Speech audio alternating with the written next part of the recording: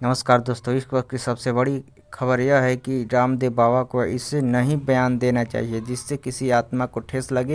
या कोई विवादित ढंग से कोई बयान हो सके। तो चलिए आइए इसके बारे में जानने से पहले सबसे पहले आप चैनल पर नए हैं तो चैनल को सब्सक्राइब कर लें और लाइक कर लें और बेल आइकन की घंटी को प्रेस कर लें। और वीडियो अगर अच्छा लगे तो आप कमेंट में अपनी राय ज़रूर दे सकते हैं। तो रामदेव बाबा को ऐसे कोई विवादित बयान नहीं देनी चाहिए जिससे देश में किसी प्रकार की भावना को ठेस लगे या कोई भी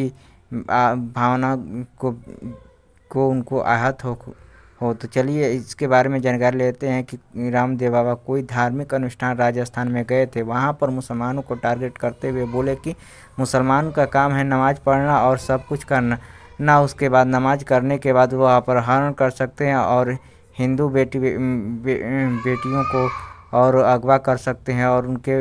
से अपहरण कर सकते हैं, ऐसे इल्ज़ाम लगाया। और उन्होंने बोला कि ईसाइयों के लिए केवल जाएंगे चर्च में मोमबत्ती जला देंगे और उनका सारा पाप धुल जाएगा। तो ऐसे उनको बयान नहीं देना चाहिए क्योंकि वह एक धार्मिक संत की आस्था को रखते हुए उन्हें ऐसे बयान कभी देना नहीं चाहिए जिससे कोई देश में बवाल खड़ा हो या कोई मुसीबत हो सके, क्योंकि संत का काम है केवल मार्गदर्शन देना, किसी के ऊपर टीका टिप्पणी या कोई बवाल खड़ा हो ऐसे बयान नहीं देना चाहिए। और इसमें किसान संघ के किसान नेता जो हैं उन राकेश टिकैत ने बोला कि रामदेव बाबा का योग का काम है वो अपना योग का काम ही करें, वो ऐसे विवादित बयान न दे। तो ऐसे ही वीडियो देखने के लिए बहुत